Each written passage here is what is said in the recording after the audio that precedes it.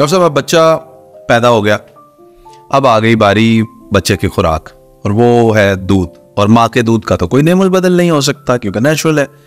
लेकिन ऐसी क्या कंडीशन होती है कि माँ का दूध बच्चे को छुड़वाया जाता है या नहीं दिया जाता? हमारे यहाँ तो ये मिथ है जी इसका दूध जहरीला है, बाज़ औक़ात तो उसको बाकायदा तौर पे निकाल के कप में डाल के कोई अंदर मक्खी वगैरह डाल के देखते हैं और मर गई, आप इसको नहीं देना।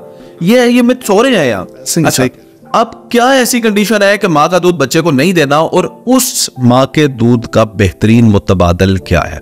ठीक है, ये भी बहुत इंपॉर्टेंट क्वेश्चन, बड़ा कॉमन क्वेश्चन है। और उसमें देखिए सबसे जो इम्पोर्टेंट बात याद रखें, मैं हमेशा जो अपनी माँ को बताता हूँ वो ये है कि सिर्फ अब सूरा बकरा पढ़ ले, ठीक है, सुभान, उसमें क्लियर अल्लाह का हुक्म है, और किसी इंसान का भी अल्लाह का हुक्म है कि माँ अपने बच्चों को 2 साल तक दूध पिलाए। तो मेरा ख्याल है कि ऐसी कोई भी कंडीशन नहीं होती, एक्सेप्ट कुछ है वो मैं आपको बताऊंगा। तो असल में जब आप पहले ही वो माँ को इस तरीके से वो गाइड कर देते तो माँ कोशिश करती है कि फिर हम दूसरे दूध पे चले जाए, वो कोई एफर्ट्स नहीं करती। तो पहली बात तो ये है कि सिर्फ माँ का दूध होना चाहिए। और दूसरा जो कंडीशंस है वो ये कि अगर खुदा ना खास्ता माँ कोई कैंसर, अल्लाह ना करे किसी खातून को कैंसर है, वो उसकी ड्रग ले रही है, या माँ को एड्स की बीमारी है, इन दोनों सूरतों में वो जो है हम ये एब्सोल्यूट कंट्राइंडिकेशन होती है कि हम कहते हैं कि माँ अपने बच्चे को दूध ना पिलाए।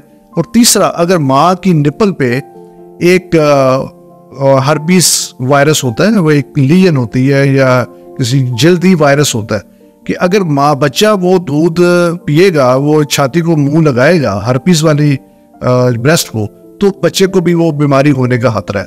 तो ये 3 कंडीशन है जिनमें हम अवॉइड करते हैं। इसके अलावा कोई ऐसी कंडीशन नहीं है जिसमें दूध कड़वा नहीं होता, जहरीला नहीं होता। बिल्कुल एब्सोल्युटली नॉट, बिल्कुल कुछ भी नहीं है, ना कड़वा होता है ना जहरीला होता है।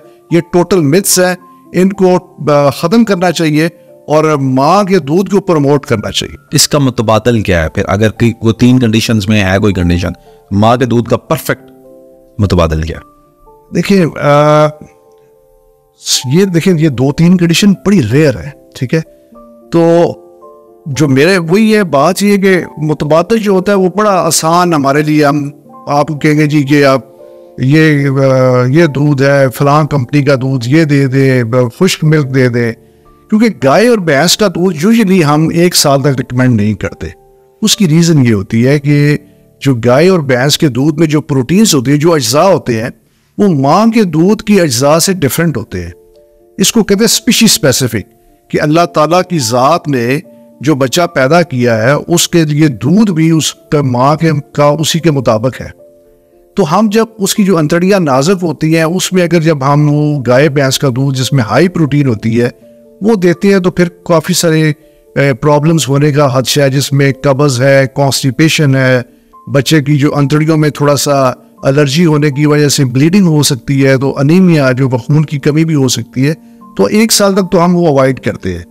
तो उसके लिए फिर अगर बहुत कोई मजबूरी हो तो फिर उसके लिए मुख्तलिफ किस्म के जो दूध अवेलेबल है, जो खुश्क दूध है, जो उन्होंने अकॉर्डिंग टू देम उन्होंने माँ के दूध के बराबर जो है उसको मॉडिफाई किया हुआ है, तो फिर उसमें से प्रेस्क्राइब किया जा सकता है। बट आई थिंक उनको हमें डिस्करेज करना चाहिए, हमें ज़्यादा प्रमोट ब्रेस्ट फीडिंग करनी चाहिए माँ का दूध।